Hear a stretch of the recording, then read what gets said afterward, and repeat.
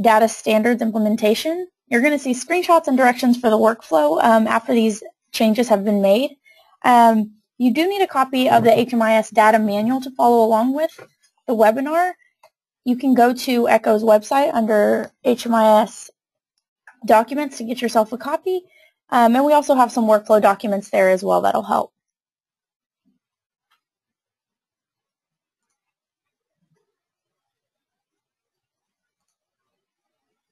We're going to go ahead and go over a little bit of the webinar logistics. We'll talk about the changes to the universal data elements, the program-specific data elements, project descriptor data elements, and then we'll walk through all of the changes from the HMIS standards in Service Point training site so that you can see where you'll see these changes. The webinar will be recorded and all attendees will be in listen-only mode. If you have any questions, you can submit them via the questions text box. And I definitely encourage anything that you come across to go ahead and put a question in. At the end of the webinar, we're going to monitor the questions and compile them for an FAQ document to send out with a copy of the webinar recording. The FAQ document and the link will be made available to you shortly. You have a microphone and speaker option or call in via telephone. If you have any mishaps and you're disconnected, you can just log back on. And same goes for me. If I have any issues with networking, I will log off and log back in, so hang in there with me. And then, again, you need a copy of the manual to follow along with. So a little bit about the timeline of these new standards. They were released in May, and that was the data dictionary and the data manual. The data dictionary is more for the staff who are creating the programs in Service Point, and the data manual is for the users and the agency admin, so it's very user-friendly. In September, so September 11th, which was a couple weeks ago, the Service Point version 5.11 was implemented into the training site, so we've had a couple of weeks to see what the changes are going to look like and turn it around and get you guys a training. And then October 1st is next Wednesday, and on this day, any active clients will need to be updated at their annual assessment or before their exit. So what this means is clients from October 1st and forward will now be held to all of these new standards that the data manual is putting out, and any existing clients as of October 1st will also need these standards updated, but you can catch that at annual assessment or at the very least before that client exits your program. And we'll talk about that a little bit more. So documentation of the standards, we talked about this. You have the data dictionary and the data manual. So if you are looking at your data manual, you're going to see that at the very top it says about this manual, and we're going to go over this basically in order. And one of the first things is that you'll now see better defined data collection stages. And we'll talk a little bit more about what each stage entails. But now you have the record creation, so whenever the client's record is created, the project entry, update, so you'll have multiple updates that are allowable. Service Point functionality to do that is now called an interim, and pick list value of update added as well. And then you'll have the annual assessment, which again must occur at least once annually for clients enrolled 365 days and must occur less or more than 30 days from the client's anniversary date. And again, this will be done with an interim review, and we'll show you guys how to do that. And then the project exit date. So looking at the universal data changes, or element, the changes that you're going to see there are going to be new elements. There'll be a couple new elements, and some have just changed location. So you'll now see destination as a required field. In most of our programs in our COC, we already are capturing the destination, so this won't be anything different for us. It's just now a required field.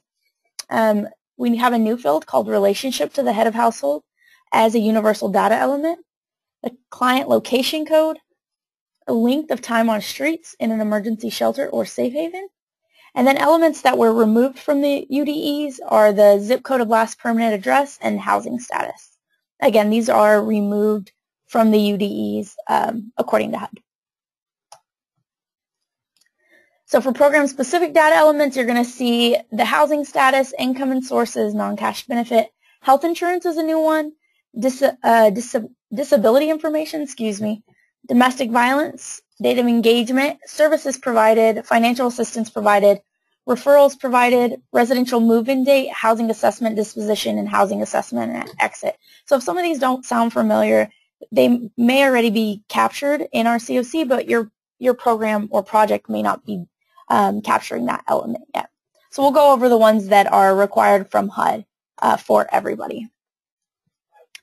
So some of the workflow changes you're going to see, and we're going to go into Service Point in a little bit and actually go through them, but you're going to see what's called a HUD verification assessment, and all the responses can be entered using the exiting workflow or by clicking on HUD verification hyperlink. Income, NCB, disability, and health insurance is a new required step to mark all non-yes pick list values with null, or client doesn't know. So this is saying that if a client has a disability or does not have a disability, in the past HUD has said it was okay to just not put a disability, and then we could assume that that person didn't have one. So now what HUD has created with the HUD verification is that you're going to mark no if that client doesn't have a certain disability. And it's pretty user-friendly, and we're going to go ahead and show you what that looks like. And then you have all the HUD federal partner funding projects that must use interim and follow-up reviews, and the HUD federal partners funded projects must use entry and exit. So what about reporting? We've talked a little bit to the agency admins already about this, and it will definitely trickle down, but HUD will issue additional guidance on reporting changes. As of October 1st, the data elements that are new will not be able to be reported on just yet, but they are going to be giving us guidance on when that will be coming out. So new fields will be added to ART shortly after the upgrade process starts on the 1st. Okay, so at this time I want you to flip in your manuals to page 6. And page 6 is going to talk about some of the key issues and concepts that you'll see in these changes. So you'll see that the terminology between project versus program has changed. And a project is going to refer to a distinct unit of an organization which may or may not be funded by HUD or the federal partners. It provides services and or lodging and is identified by the COC as part of its services system. A continuum project that can be classified as one that provides lodging or one that does not provide lodging. So these are the projects. And then you also see the clarification of the collection points. And as we're going through the universal data elements and the program specifics, you'll hear me mention, and the collection point of this data element is one of the following.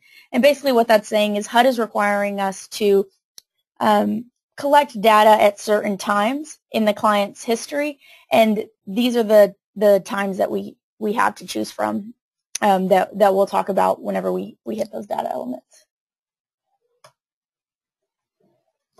All right, so we're going to go straight into the universal data elements, and that's going to start on page 16.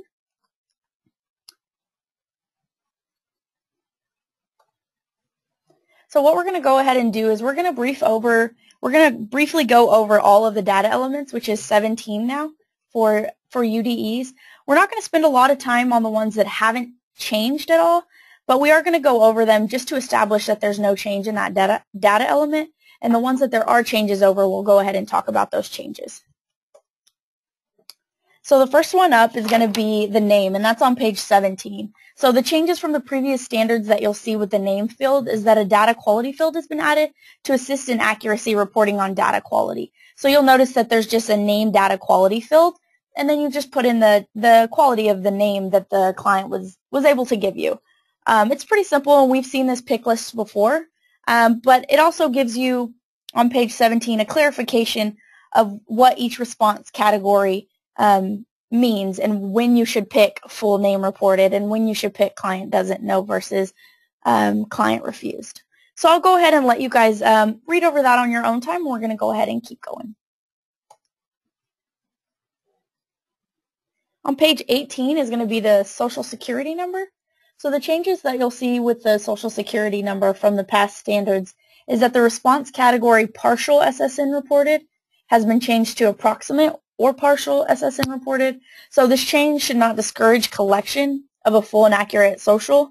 And also client doesn't know has replaced don't know or don't have. So this clears up the issue of people putting don't know because they didn't know the information. And so it clarifies that the client does not know this answer. And then you'll also see that there's a field that says data not collected now, and we'll talk about that here in a sec.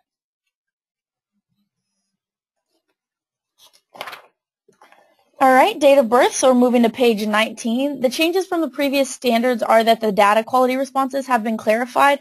So again, we're not going to go over these in detail, but you're going to see the same pick list of full date of birth reported, approximate or partial date of birth reported, client doesn't know, and client refused.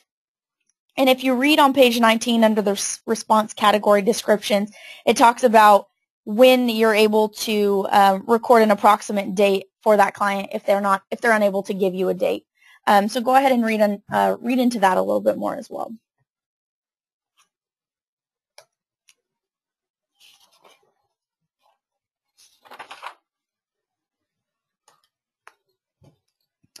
All right, going into race on page 20. Race doesn't have any changes from the previous standards, but oftentimes clients will not be sure of how to answer this question. So what I want to recommend is that you be well versed in the response category descriptions. And on page 20, it really goes into depth with what each race field means and what all that entails. So an example is that if a client is unsure, and you can look here in the response category descriptions, and it'll define a little bit more of what that race category is. So for example, Asian is a person having origins in any of the original peoples of the Far East, Southeast Asia, or the Indian subcontinent, including Cambodia, China, India, Japan, Korea, Malaysia, Pakistan, the Philippines, Thailand, and Vietnam. So go ahead and, one, you need to make sure that you understand these so that when the client maybe is a little unsure, you can prompt them, okay, well, are you from the Southeast Asia? Are you from China, India? And then we can go ahead and put down, that client is Asian. All right, so moving on to ethnicity. Ethnicity is the same as race. We don't have any changes from the previous data standards, but again, oftentimes the client will not be sure how to answer this question. So it's good as a case manager or as the intake worker to be well versed in the response category description of what is Hispanic or Latino and what is it not, so that you can prompt the client and elaborate a little bit more to help them understand that question. All right, gender. Gender does not have any major changes that you'll see in the workflow. The biggest change that you'll see in gender is that the terminology transgendered has been changed to transgender, and clarification has been provided about response category other. So on page 3.6, you'll see that it says transgender is defined as a person with a gender identity that is different from the sex assigned to them at birth. Other may include intersex individuals or persons who prefer not to identify as a specific gender. So again, this is something to be mindful of and to make sure that you're aware of what these response categories mean. All right, so veteran status is going to be fun. Veteran status has a new collection point, and this collection point is actually going to be at creation for all adults. And the changes from the previous standard is that the collection point was changed from at project entry to at client record creation. So enabling the response to carry forward from project entry to project entry. So additional explanation has been added to the collection instructions regarding alternate or additional questions that may be asked to ascertain veteran status. So to those clients that you are asking, are you a veteran, and they may be not sure, on page 22 it kind of helps you clarify what we're asking. So response yes to veteran status is the person is someone who has served on active duty in the armed forces of the United States. This does not include inactive military reserves or the National Guard unless the person was called upon to active duty. So you want to make sure that when you're asking the client, are you a U.S. military veteran, either have this response with you or have it memorized where you can say, oh, okay, well, you know, you're in the National Guard. That doesn't necessarily consider you as a veteran unless you are called upon to active duty. So just understand the guidance that HUD's giving us to define that veteran status. All right, disabling condition is going to be on page 23. Disabling condition, we're going to skip around a little bit on, but what this field is talking about on page 23 is the simple question of client has a disabling condition of a long duration. Yes, no, client doesn't know, refused, or data not collected. So the difference with this question is that the collection at project entry for all adults. So the data standards have some clarification that have been added regarding the disability status for veterans. And a client, so a little bit of clarification is that a client receiving SSI, SSDI, VA services, connected disability compensation, or VA non-service connected disability pension should be noted as potential yes for disabling condition. Okay, and so when you're looking on page 23, it's going to talk a little bit more about what defines a disabling condition, and the main 3 bullet points it has is that a physical, mental, or emotional impairment, including an impairment caused by alcohol or drug abuse, post-traumatic stress disorder, or brain injury, that 1 is expected to be of longer continued or of indefinite duration, substantially impedes the individual's ability to live independently, and could be improved by the provision of more suitable housing conditions. And then it also talks about a developmental disability as defined in Section 102 of the Developmental Disabilities Assistance and Bill of Rights Act of 2002. So do not expect you guys to have a copy of the Bill of Rights Act of 2002 whenever you're trying to answer this question. But the next couple of slides that we go over and it's in this packet as well, defines what those disabilities are according to that act. So having this manual will definitely be a good guide for you. And then a disease acquired of immune deficiency syndrome or of any condition arising from the ecologic agency for acquired immunodeficiency system, so HIV or AIDS. And then the additional note that it talked about for veterans is that if a client is a veteran who is disabled by an injury or illness that was occurred or aggravated during active military service, and whose disability meets the disability definition defined in Section 223 of the Social Security Act. So what we're going to go ahead and do is we're going to skip over to the program-specific disabilities, and you'll notice that we're going to go to physical disability, and that's going to skip us all the way to page 47 in our manual. So you can go ahead and go over to page 47 for me.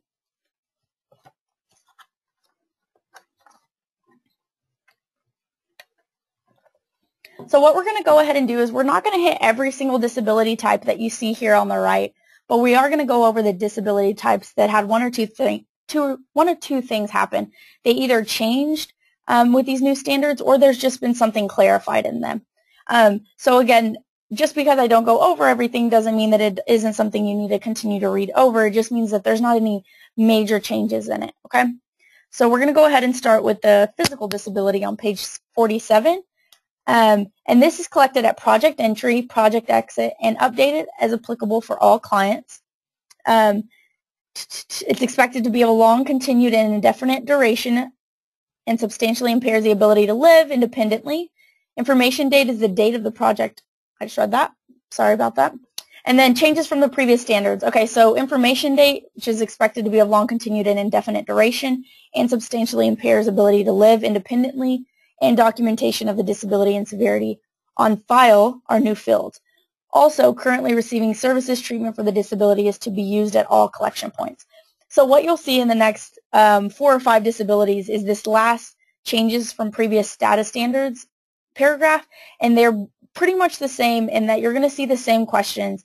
And right now it looks pretty wordy, but whenever we get into the training site, you'll see that it's a simple yes-no question, expected to be of long, continued, and indefinite duration, yes, no. So we'll go ahead and just kind of breeze over the different disabilities.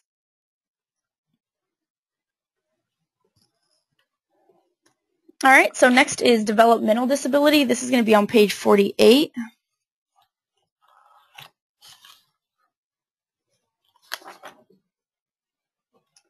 So the changes from the previous data standards are the same as the physical disability. Information date expected to impair ability to live independently, documentation of the disability on file, and currently receiving services. So the only thing that I really want you guys to see here is that a developmental disability means a severe chronic disability that is attributed to a mental or physical impairment, okay? So that has to occur before 22 years of age and limits the capacity for independent living and economic self-sufficiency. Again, so this was really clarified, so it's good to keep that in mind and to keep this handy as well.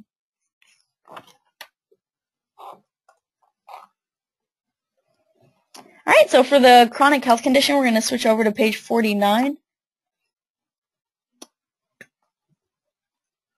The changes from the previous data standards are the same question fields, and there is a little bit of clarification in what a chronic health condition is. And a chronic health condition means a diagnosed condition that is more than 3 months in duration and is either not curable or has residual effects that limit daily living or require adaptation in function or special assistance.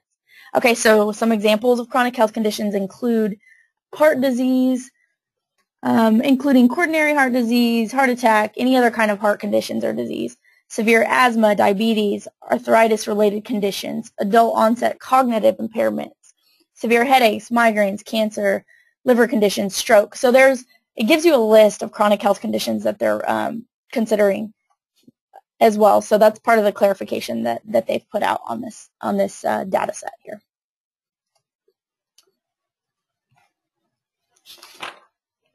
All right, mental health problem. We're actually going to skip over to, I believe it's page 53.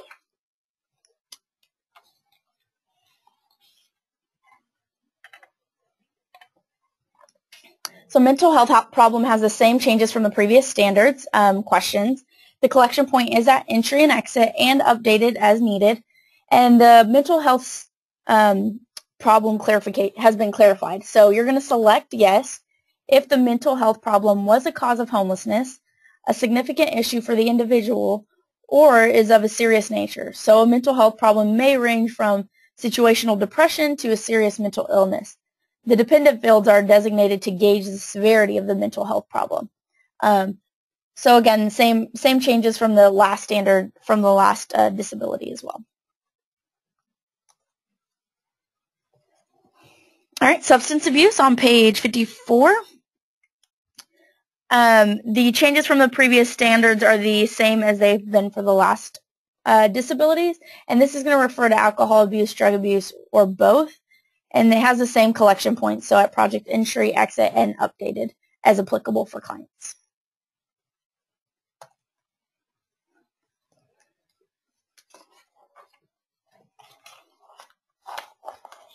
All right, so that covers the disability question. So going back, we were on page 23 for the universal data elements, and I was talking about disabling condition, right? So when we're asking, do you have one, yes or no?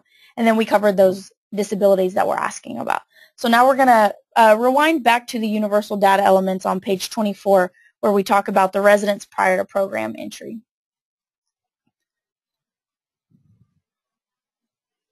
So for residents prior to project entry, under the previous data standards, this data element was required for all adults and accompanying youth. This has been changed so that the data collection is required for all head of households and adult household members, which will be required collection for at least one member of a household composed of only children. So the hospital non-psychiatric response has been expanded to include other residential medical facilities as well, and you'll see that whenever you get into the training site. Language has been added to the permanent housing for formerly homeless persons response to incorporate HOPWA programs.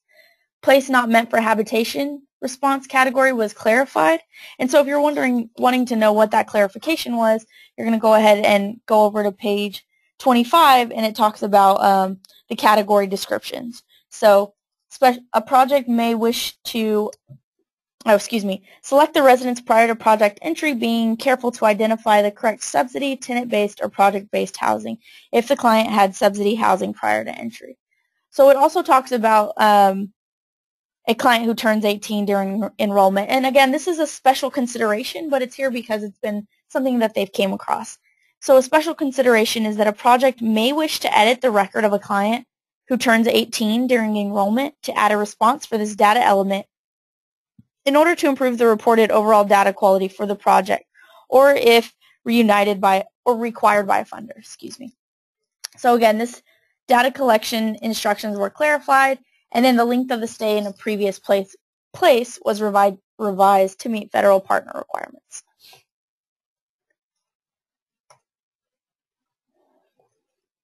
All right, so we're going to skip forward to project entry date on page 26. There were no major changes from the project entry date from the last standard. Collection is still at project entry for all clients, and the only special consideration is that for residential projects that have activities or information the project needs to collect prior to occupancy, a project may have a pre-entry project established to facilitate segregation of information for point-in-time and housing inventory count purposes.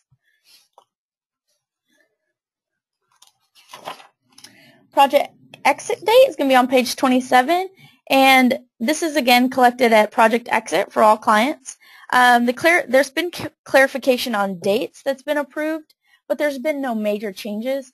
So some of the clarification is that project staff record the month, day, and year of the last day of the occupancy or service, and for residential projects, this date would represent the last day the stay in the project before the client transfers to another residential project or otherwise stops residing in the project. So for example, if a person checked into an overnight shelter on January 30th, stayed overnight, and left in the morning, the exit date for that shelter stay would be January 31st, right? Okay, so again, no major changes, but just clarification on the dates has been provided.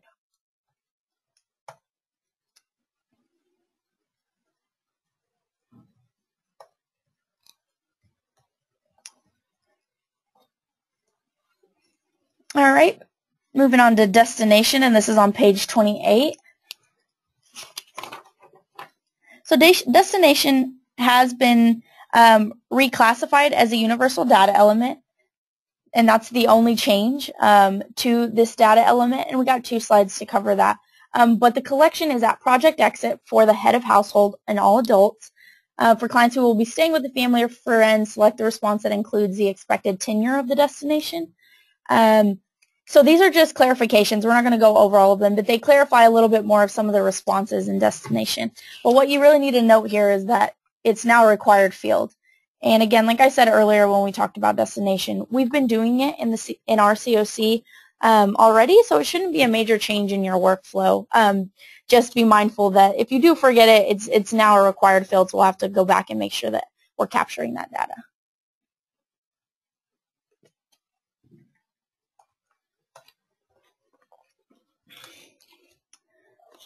All right, so the next one is personal ID. The data element's name has been updated from personal identification number to personal ID. Clarification has been added to the data collection instructions. So again, this is just what you'll see as the person's ID. A lot of us know it as their service point ID, but they've just changed the terminology from personal identification number to personal ID. So again, won't affect your workflow. Same goes for the household ID. The household ID is a new data element. Oh, excuse me, not a new data element. Is the date element name has been updated from household identification number to household ID. So again, it's just been changed like personal ID.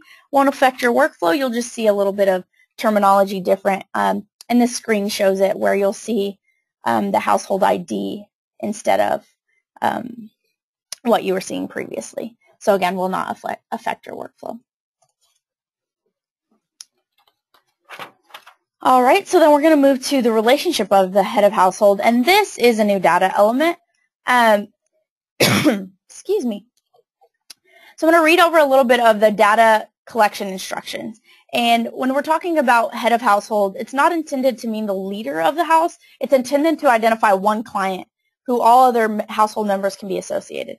So just some basics of the head of household. There cannot be more than one head of household for any given project. You need to identify the head of household and the relationship of all of their household members to the head of household for each household at project entry. If the head of household leaves the project while other household members remain, another member of the household currently participating in the projects should be redesignated as the head of household. And the other members would just, their profiles would need to adjust to reflect the relationship to the new head of household. And then you have that in the event that it differs from the relationship to whoever was previously identified as the head of household. Again, so this is a new field, but it's not something that we haven't been doing already. What you'll see in this field, though, is that the descriptions of how you're related to the head of household are a lot, there's a lot less descriptions than you'll see on the household type. And I'll show you that whenever we get into the training site. So next one is going to be client location, and this is on page 32. Page 32.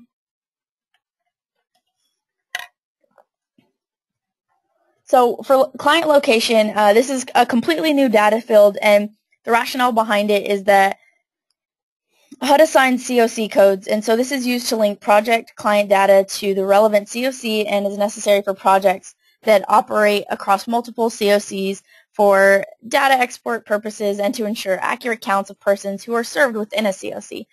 So unless you are SSVF, you are going to be picking Texas 503. There's going to be two options that you'll see in Service Point. You'll see 607 and 503, and 90% of our COC is going to be using Texas 503. The only ones who will not be is the SSVF programs. Again, I want to remind you guys, if you come up with any questions or there's something that you would like clarification on, please leave a question in the question field, and we will compile that and make it into a Q&A and send that out to you guys.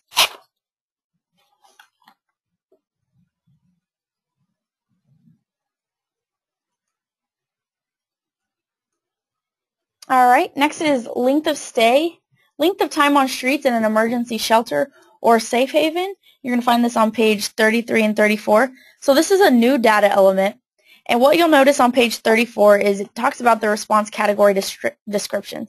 So you're going to have continuously homeless for at least 1 year question, number of times the client has been homeless in the past 3 years, total number of months homeless in the past 3 years, total number of months continuously homeless immediately prior to project entry, and status documented. So you're going to collect these at project entry for the head of the household, and these fields refer to the time prior to project entry or if the client reports that their prior residence is an institution, such as a jail or a hospital, with a stay that in that institution of 90 days or less. Then the question refers to the time right before entering that institution.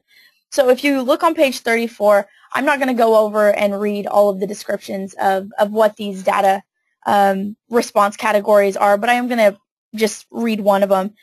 For example, it talks about status documented. So we've gotten questions as far as, what does that mean? What does it mean to have their status documented? And this is going to indicate if there's documentation in the client's, it says paper file, or in their HMIS, so in Service Point as well.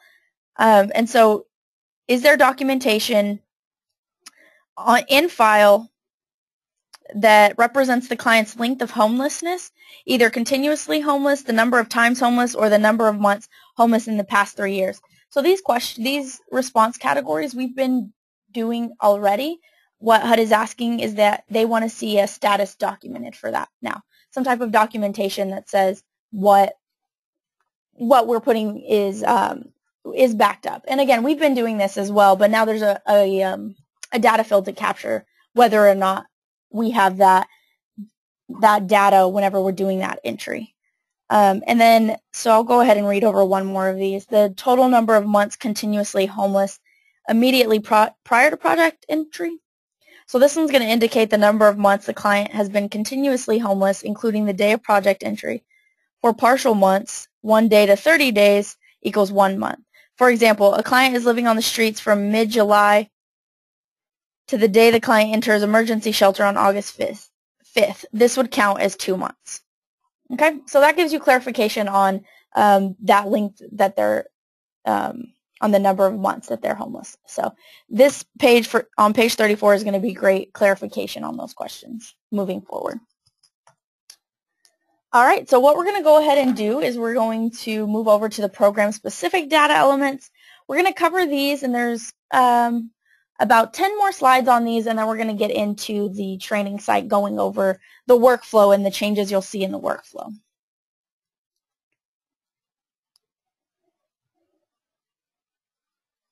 So program-specific data elements, it starts on page 35, and for these we have 19.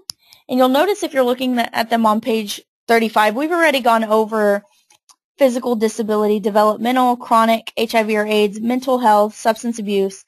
So we've already gone over a bulk of these, so we won't be going into depth over those again. But what we are going to do is what I want to show you guys is where you're going to see these changes in each type of reason that you're going to be in Service Point. So for the most point, when you're in Service Point, you're either creating a new client, adding an existing client to your program, or you're updating an existing client. And then of course you could be exiting a client as well. So what this field is going to show you is that whenever you are creating a new client, you're going to see these new data fields in client search box or entry exit assessment. So we're going to go ahead and just start with the first one, which would be when you're creating a new client. So when you're creating a new client and you are looking at the client search box from the very get-go, you're going to see a new field, which is that new data quality field. You're going to see that Social Security response category. You're going to see data not collected. And then what you're also going to see that's not represented here in this webinar, because we had changes last night that we got from HUD, is that there's also going to be the veteran status is going to now be captured here. So right under data collected, you're going to see a field that says veteran status. And so I'm mentioning that, but I will show you in the training site what that looks like. So what I want to say about these fields is that once you have established that the client does not exist already and that you've already searched, you see at the bottom it says no matches, what you want to go ahead and do before you create your new client, go ahead and fill out all of these fields, the name, data quality, Social Security, number and quality, and then again the veteran status before hitting that button, add new client with this information. And that way when you go ahead and start, all of that information is already captured. All right, so we talked about the relationship to the head of household question. It's going to look just like this. It's just going to be another, with another drop down. You're going to see the client location, and that's the 503 or the 607. You're going to see the question that says continuously homeless for at least a year. Number of times the client has been homeless in the past 3 years. If 4 or more, total number of months homeless in the past 3 years. Total number of months continuously homeless immediately prior project entry. Again, so I just want you to see where they are and that they're just additional questions. So it's not going to change your workflow drastically. You're just going to be indicating these questions in Service Point, whereas in the past you might have been getting a more of a story from the client and then taking that client story and putting it into what you are believing for that client to be as far as their homeless status. So this allows you to really define that. And then you'll see that status documented question, and it'll simply be a yes, no. And what that means is after you've answered all of these questions relating to the client's homelessness, do you have documentation backing up all of that information? And so it's a simple yes or no question. Yes, they were able to provide it today, or no, they didn't have any information to support these previous 4 questions. You're going to see HUD verification, and that's that HUD verification box we were talking about. It's really user-friendly, and I'm excited to show you guys about that. You'll see a new health insurance field. And under the health insurance field, you're going to see a question for MAP as well. You'll see the disabilities field. And so that's all for when you're creating a new client. So when I say that there's not a lot of changes in your daily workflow, really what it's going to look like is you're just going to see these new fields. And so what we're trying to do today is just kind of prepare you to see those next week. On Wednesday, you'll start seeing these new fields, and just want you to know that your workflow is not changing drastically. It really is just a matter of these new questions that you need to be aware of how to answer. So when you're adding an existing client to your program, so you go into Service Point, you look up a client, and they already exist. And so what you're going to do is you're just going to add them to your program, right? So you need to add an entry for them. What you'll notice here is that you're seeing the exact same questions that we just went over when you're creating a new client. So what you need to do is that, what you need to notice is that these fields are going to be blank because your client hasn't had these questions answered because the data standards are new, right? So you need to go in and verify these answers. And you'll need to do that just like any update with the client as well. And then what else you'll notice is that in the client profile, client record, you'll see the name data quality field, the Social Security response category, and then again, this U.S. military veteran will not be there. All right, and then the next thing that you'll do in Service Point that brings you to Service Point is maybe just updating an existing client. So if you have a client that comes in and they say, hey, I got a raise, then you'd come in here and you would see the client record. You want to make sure you're going to the client record because it's going to show you the name data quality field, Social Security response category, and then again, the U.S. military veteran status won't be right here. But these are all fields that if you're going in to update an existing client won't be filled in because they are new. So you'll just need to go in and make sure you verify those.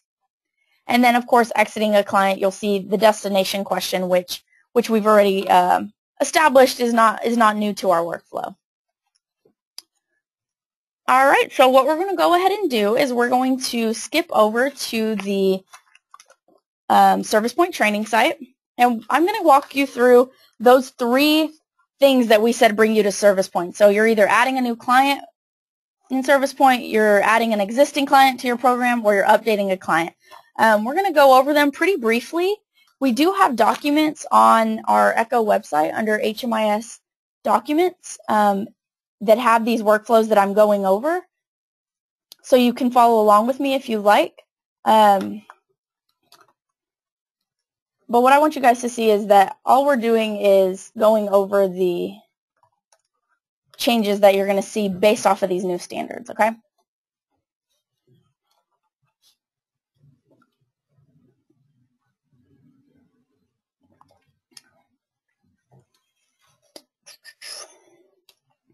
Again, so if you are wanting to follow along with these workflows, you're going to be able to go to Resources, HMIS Resources, Documents. And right here, you're going to see the how to create a client workflow with the new standards, how to add an existing, updating, and then there's that data standards manual that I know you all have a copy of at your desk right now. All right, so we'll go ahead and get started. So we're adding a new client. Step 1, I'm going to go in here, make sure I'm a case manager.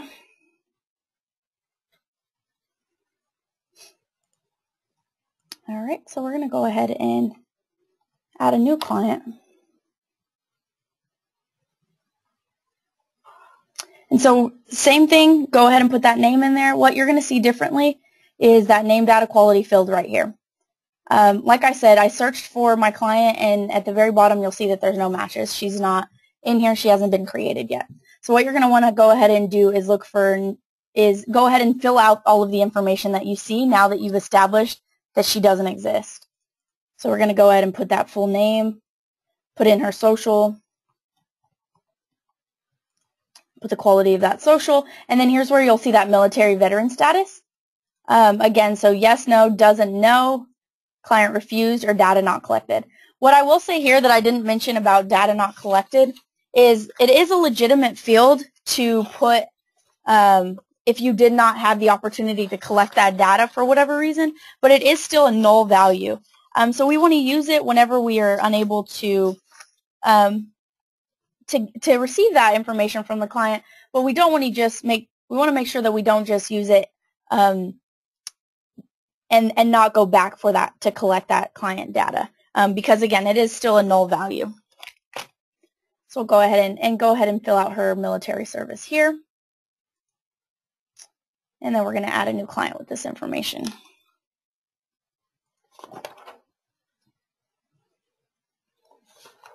All right, so it looks like we've added it. What you guys will notice as well is this has come down from our agency admins, but this is the summary page that you will now start seeing whenever you log into ServicePoint. And the great thing about this page is that everything is here. So you can do your incidents, households, release of information, entry exits, services, case managers, goals, and measurements, all from one page. So when I work today, I'll be working from this workflow. So what we're going to go ahead and do is first start in the households. We're going to go ahead and start a new household. So I'm going to select the type of household that my client falls under. And I'm going to look for her brother. And there he is. So we're going to do the same thing. There's no changes here based off of the standards. I'm going to continue. We have him in the household.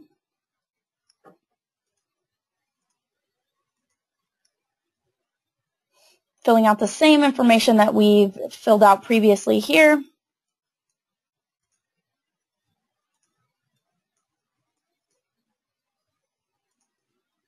All right, so here's that client record field. If you did not fill out all of that information that you should have filled out whenever you entered the client, you can go ahead and click this pencil and fill out that information here. All right. Once we have added the client to the household, we're going to go ahead and save.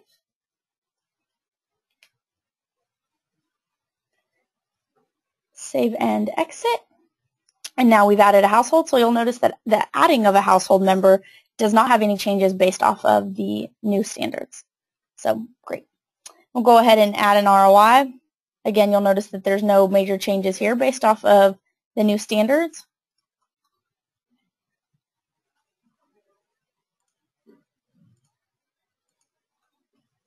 The one thing you will notice, though, is that from right here, from this tab, you're not able to upload the ROI that is signed, so you will have to go to the ROI tab, but that is one of the only reasons you will have to leave the summary page.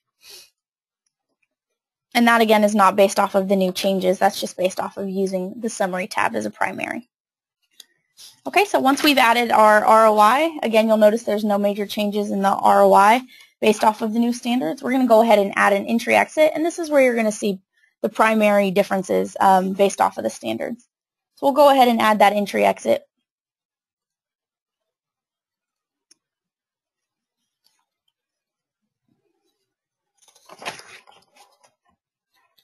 All right, so once you've made it here, this is where you're going to see all of those questions that we talked about from the changes.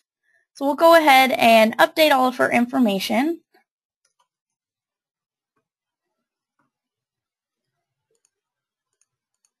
Primary race, again, it doesn't give you any description, so you're going to want to make sure you reflect back to the manual if you need to. You'll notice here for the gender field, if you do select other, it gives you the option to specify. And we talked about that. Ethnicity.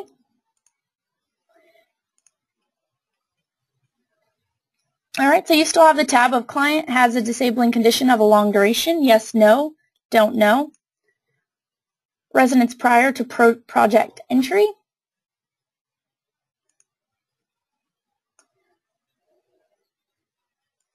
Length of stay in previous place.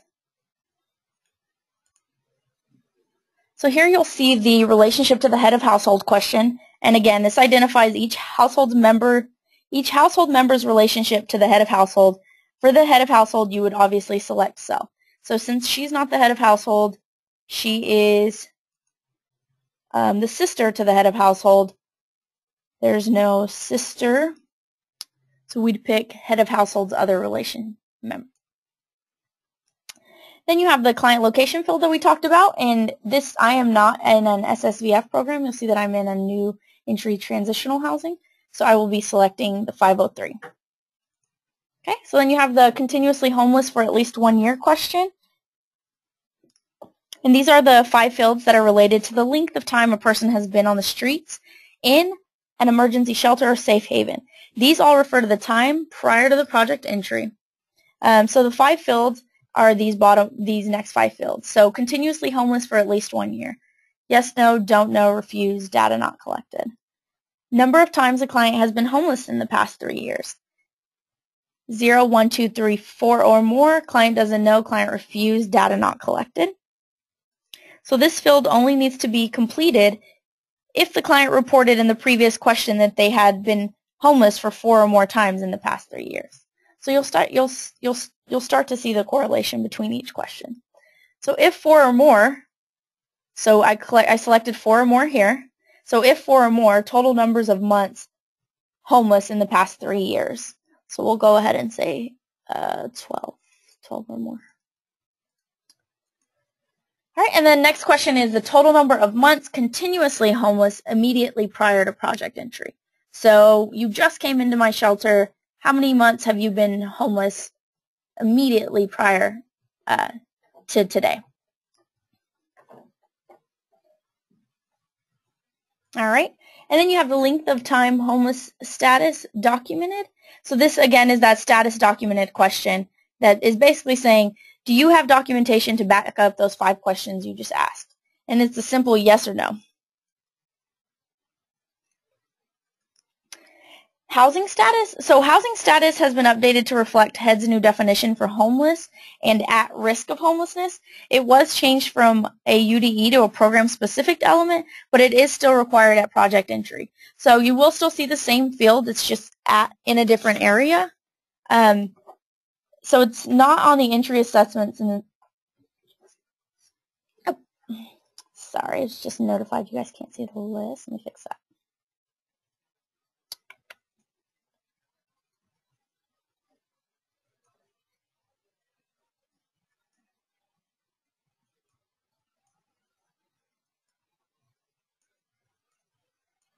All right.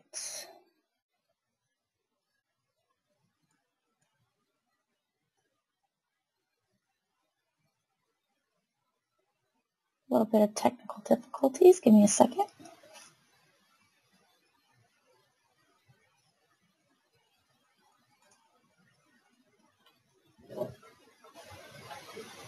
All right, so moving forward with the housing status, again, it's the same. It has been changed from a universal data element to a program specific, and then it didn't require it for housing programs. But we've decided locally that we're going to continue to collect that information across the system. Okay, well, you can't see the field, but it is the exact same field that you were working with.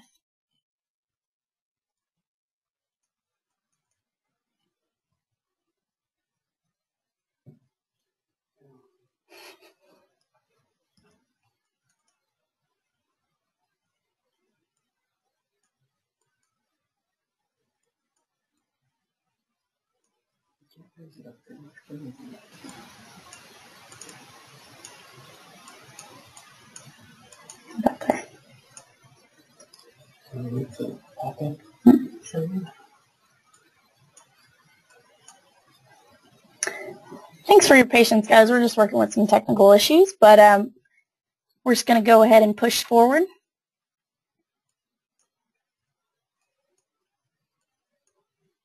All right, so then under housing status, the next question you'll see is the client chronically homeless? Yes or no? So again, based off of all of these questions that we just filled out, you will be able to determine this question. So again, it's the same way we've been determining it, but now we have question fields to help generate that answer. So is client chronically homeless?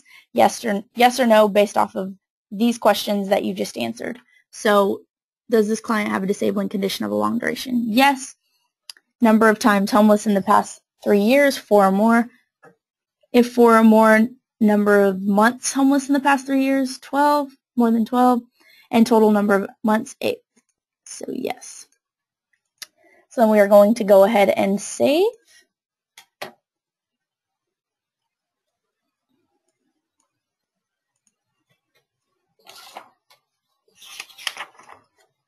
And then so that's it. That's it for the UDEs, Universal Data Elements, as far as the questions and the workflow that you'll see change. So then when we're moving on to the additional information, you're going to see the rest of the questions that we talked about. So you'll see monthly income,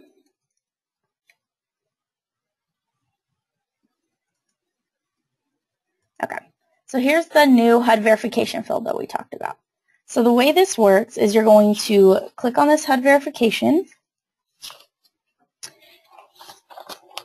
You're going to use the HUD verification for income, non-cash benefits, health insurance, and disability subassessments to quickly enter information for all sources and disability types.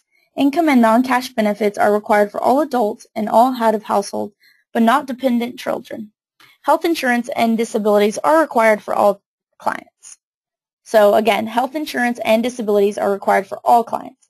If the client is receiving monthly income, you will select yes and answer to sub-assessment questions that pop up. If they are not receiving the benefits, you will check no for the clients. So again, this is where we've talked about it in the past. We've asked the client, do you have any source of income? And if they do not, then we just didn't add anything. Well, now HUD is asking that we indicate that they don't have all of these types of income.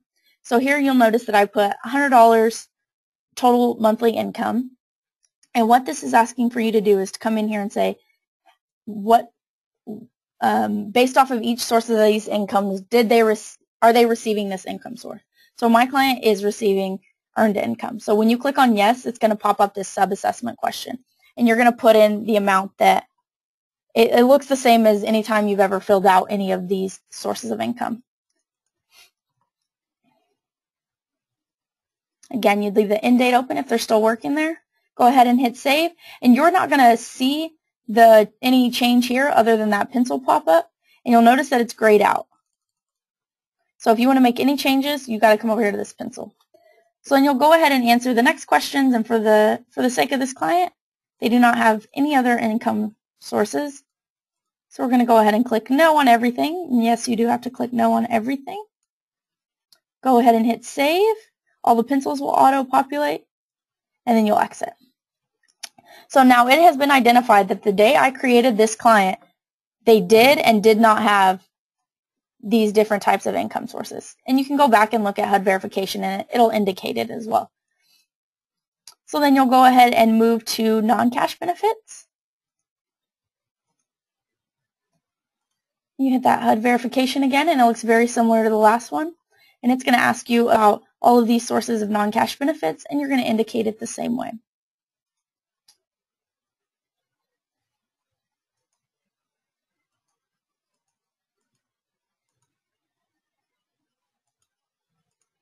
We'll go ahead and hit save. You exit, and again, it tells you that on this date, this person did or did not have that source of non-cash benefit. Again, it's very similar to the monthly income. What you will notice is, is the health insurance field that is new. So you're going to come over here and hit HUD verification, and it's going to ask you a number of health insurance types, whether or not the client has them. So what you want to indicate is yes or no based off of these. What you will not see is MAP.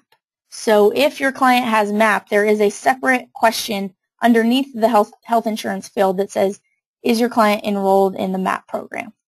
But for now, we'll focus on these verifications under the HUD verification. So do they have Medicaid? When you select no, it's going to give you a pop-up. If you don't have any information to put here, they want to know if you're not covered, why. And so if you're a HOPWA program, then you would come in here and you would put your reason for why this person isn't covered by that. Okay? But you don't have to click anything. You can just click save and it's going to go ahead and auto-populate.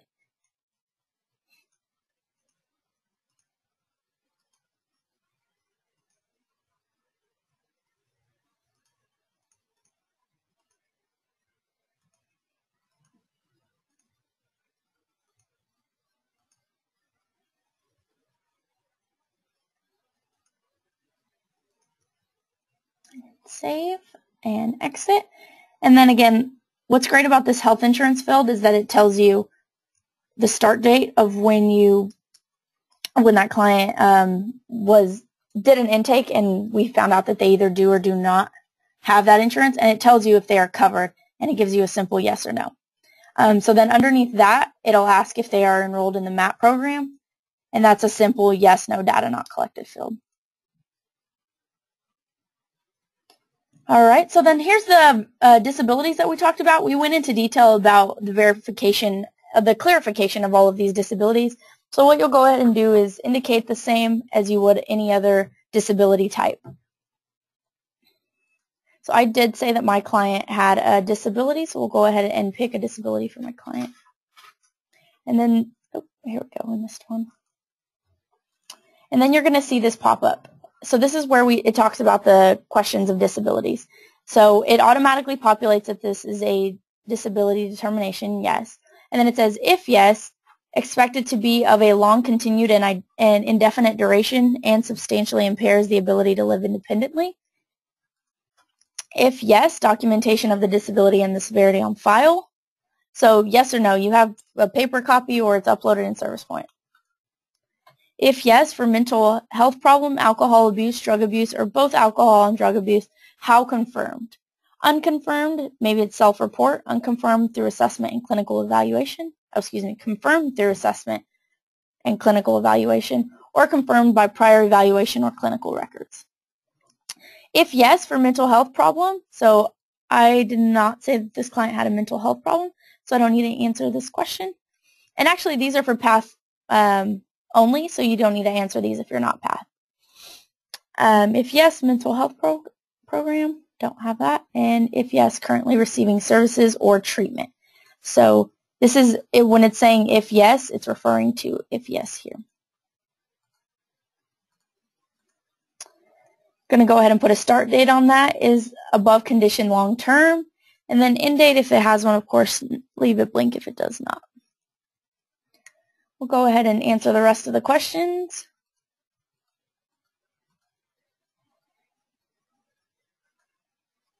Save and exit. All right, and then underneath the disabilities, you're going to see if the domestic violence questions, same as we've always seen them. Yes, is this client a domestic violence victim or survivor? And if yes, if the domestic violence victim, survivor, when experience occurred.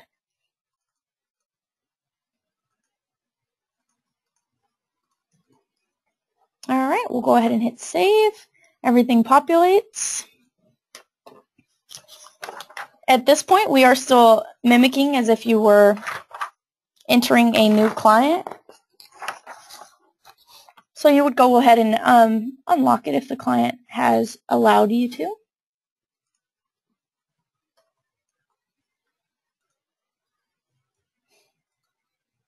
Nothing changes there. Save and exit.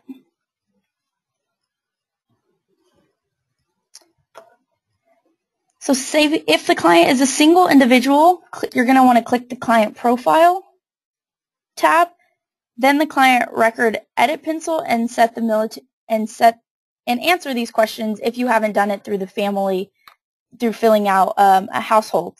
So if my client didn't have a brother, then I wouldn't have the opportunity to fill out her basic information here. Then I would come in here to the client profile tab, click on the client records, and I'd be able to update all of that information. So as of the new changes, we have successfully created a new client. So pretty simple and straightforward when you're creating a new client with the changes of the new data standards. So you'll begin to get a little bit more comfortable with them, and especially if you have that data manual handy, you'll be able to make sure that all of those questions are very defined, that you don't have any questions with them. All right, so what we're going to go ahead and do here is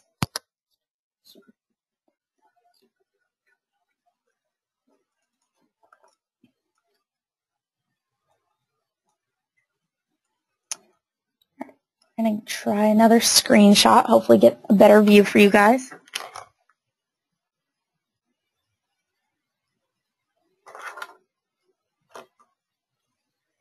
Go ahead and take a minute, make sure that that worked.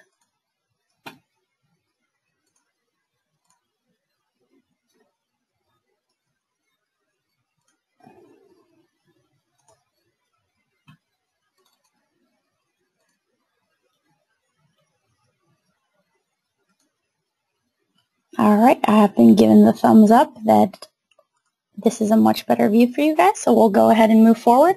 All right, so then the next workflow we are going to show is adding an existing client to your program with the new standard changes. Okay, so you have, you are working your program and you have a new client that came in, and this client is already in Service Point.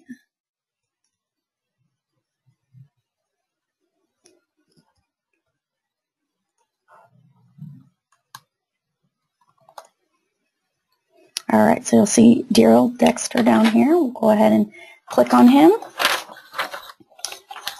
And then we're going to go through the steps of the workflow that you most likely are going to be doing where you will see these changes. So we're going to go ahead and start with the households.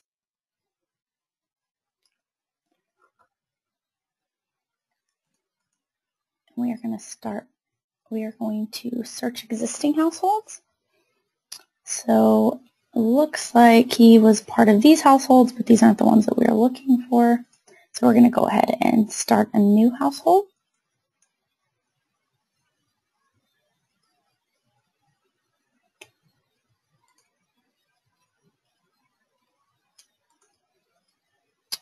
All right, so you have this client who came in, and the client just found out they have a brother. And here's some client results of some clients. So you'll go ahead and pick the client that is his brother. Again, so this is very similar to what we just did with the creating a new client. You'll go ahead and continue to fill out the same information. Relationship to the head of household.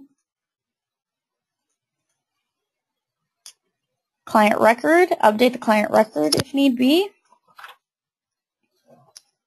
We're going to go ahead and save.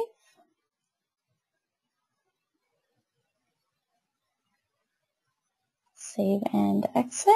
And then we are going to add an entry.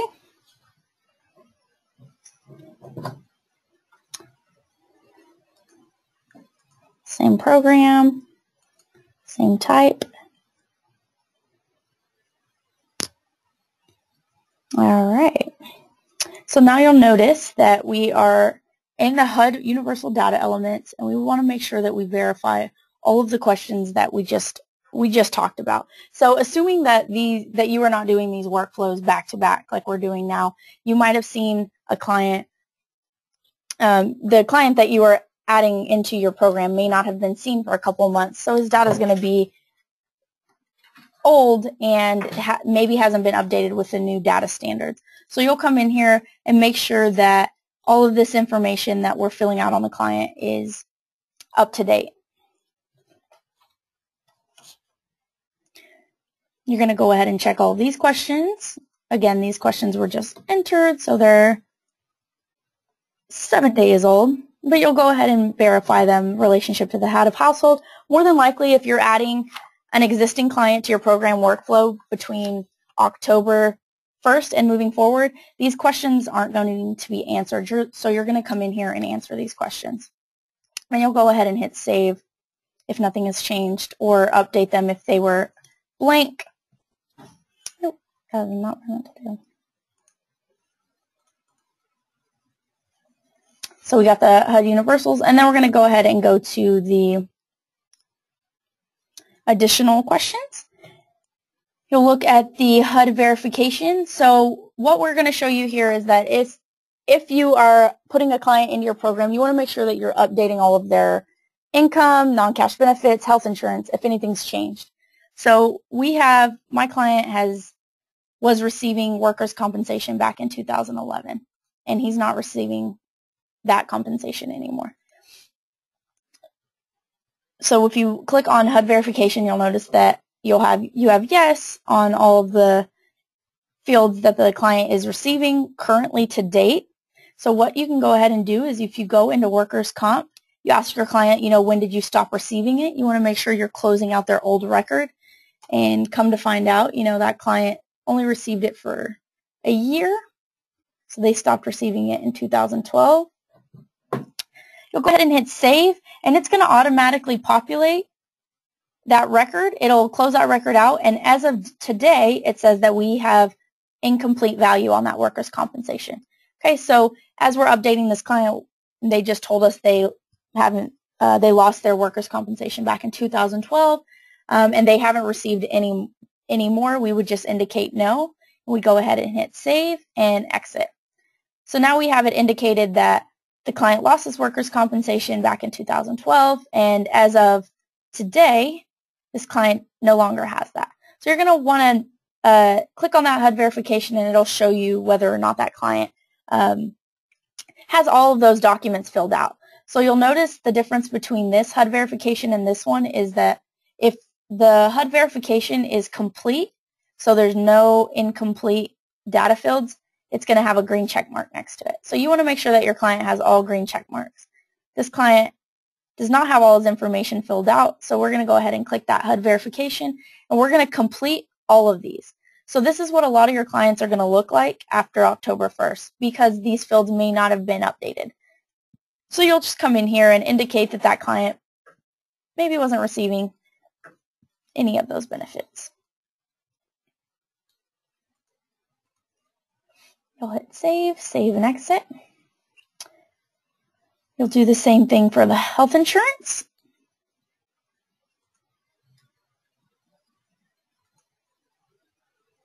Now, again, are any of them incomplete or has anything changed? And then now you have all of these green check marks that confirms that you filled up your appropriate information. You want to make sure that if this has changed, you indicate that as well, if they are enrolled in a MAP program or not. You'll check the disabilities if any of that has changed. Go ahead and hit save. Save and exit. And now you have added a client to your program and updated the necessary data fields that come with the new standards. So of course, again, following the same workflow you would if you were creating a client, you'd want to indicate if their visibility has changed. If for whatever reason they don't want to share and they had in the past, or vice versa, you would indicate that as well by selecting global or not selecting global. And you would save and exit, and you'd be complete. So many fields when you're doing this may already be filled out, but be sure to verify what is true as of the entry date and make any necessary updates or corrections. As of this point, you've now added an existing client to your program with the new 2014 data standards. All right, so moving forward to our last workflow, we're going to hit updating client information, annual assessments, and exit assessments with the 2014 data changes. So the 2014 HMIS data standards require updates to clients' information and annual assessments for HUD and federal programs. These updates and annual assessments are created by using the interim review portion of the interim and follow-up review functionality. And this workflow is required for all HUD and federal partner programs that require periodic updates or annual client assessments. So updates are conducted on a periodic basis as defined by HUD or federal partners. Annual assessments are conducted no more than 30 days before or after the client's anniversary date, which is the entry-exit entry date. So please note that the use of this functionality is not limited to HUD and federal partner programs, but may be beneficial to all projects tracking data in HMIS. The interim and follow-up review functionality were introduced in Service Point 5.7 and allow a user to periodically assess a client following a project entry or after an exit. So use of the entry-exit interim follow-up review creates point-in-time data linked to a client's entry-exit record, which allows for reporting on a client's state as it changes over time. So assessment questions that are answered on an interim or follow-up reviews will have a date effective of the data that is selected when creating the review. So in less words, if you get a client that comes in and you want to indicate that you are looking in your client's profile actively, but they don't have anything that needs to be changed, but you still want to update that as of today, my client doesn't have any changes. Up until now, there hasn't been a way to really do that. So the following workflow provides the proper steps to follow when conducting an annual assessment, which is required. So you're going to note that an annual assessment is required for all clients that are in a project for 365 days or more. The annual assessment should be conducted within 30 days before or after the client's entry exit date. So ECHO will create a monthly report that identifies clients who are due for their annual assessments in the following month. Providers will be able to use this report to track their completion of annual assessments. Okay, so annual assessments, what are we talking about here? So we're going to be looking at the entry-exit tab. You're going to go into your, excuse me, you're going to go into your assessment.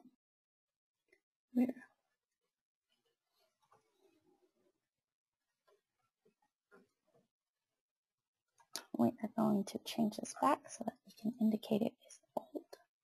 Okay, so you are in your assessment and you are going to see an interims tab right here.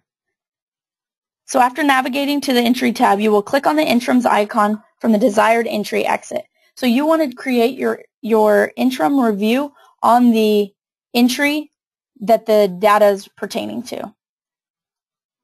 So once you click on the interims tab, an icon will pop up that it says Add Interim Review. You're going to click on Add Interim Review.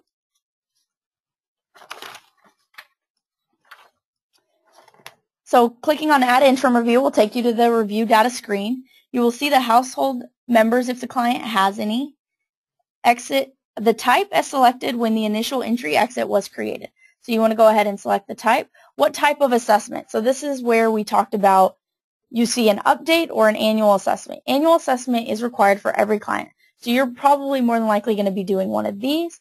And an update is for when your client, you're just updating information on your client's profile and they don't have anything changed, but you want to verify that as a case manager, I went in and checked my client's record today. So that would be an update. So we're going to go ahead and do annual assessment because this is what you'll see more.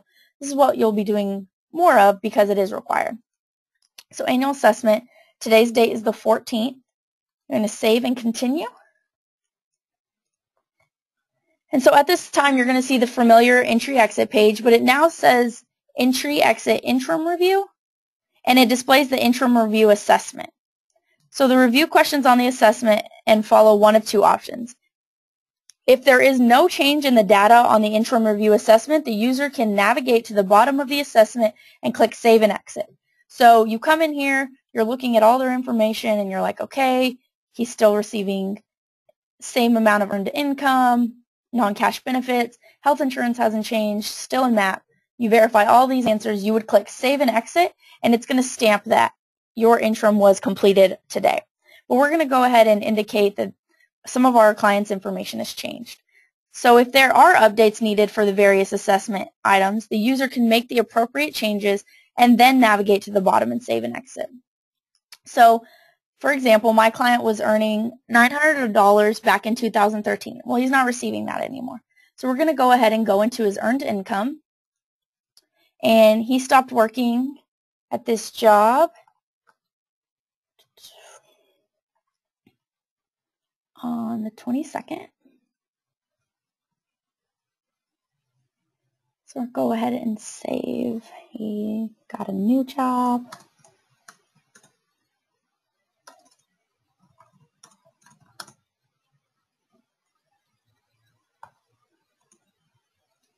All right, so we'll go ahead and save.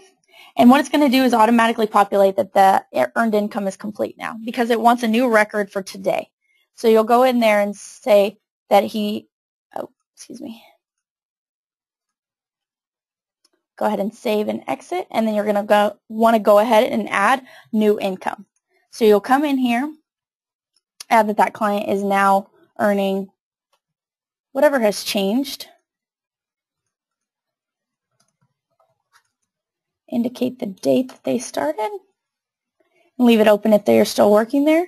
Go ahead and hit save, and you'll notice that for the HUD verification, it's now changed to yes.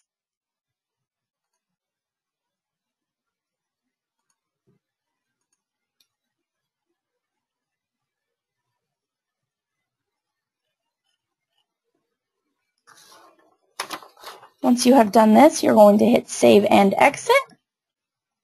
And once the interim review assessment is saved, the number displayed in the interims column will increase by 1. So now we have 1 interim review for this client. An annual assessment was done on September 26th for this client. And then it shows you which client you did the interim review on. Go ahead and exit. And you'll see next to his name a 1. As this client progresses throughout the system and potentially has more annual assessments or just more updates, you'll notice that this number will increase by 1 every time. And you can just click on that interim and see the progress and the interims that you've done. So again, if you have a client for a year and it's part of your job to make sure that you're updating that client's profile monthly, then you can go in here and add an interim review and do an update, and it'll indicate that you're doing your updates monthly. So making an update, you will also be using the interim review when your client has changed. The only difference is that you will select the update instead of the assessment.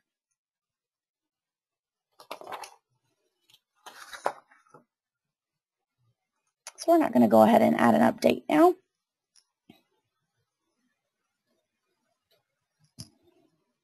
All right, you're going to go ahead and save and exit. And then the last thing that we talked about is that this section of the workflow provides the steps for exiting a client. Most of the steps have not changed, but the new HMIS standards state that destination is now a required field. So from clicking the client summary page, you're going to click the edit pencil for the exit date. So we're going to use this old one from 2013. Click that pencil. Clicking the pencil for the exit date will take you to the exit assessment screen. You're going to complete the exit assessment with any changes that have occurred since the last update and set the exit date. So go ahead and pick their reason for leaving. And then destination, this is the required field. So you'll notice that some of the options for where they, the destination for where they have gone have changed. But for the most part, it gives you more options to choose from. You'll go ahead and pick your option. Save and continue.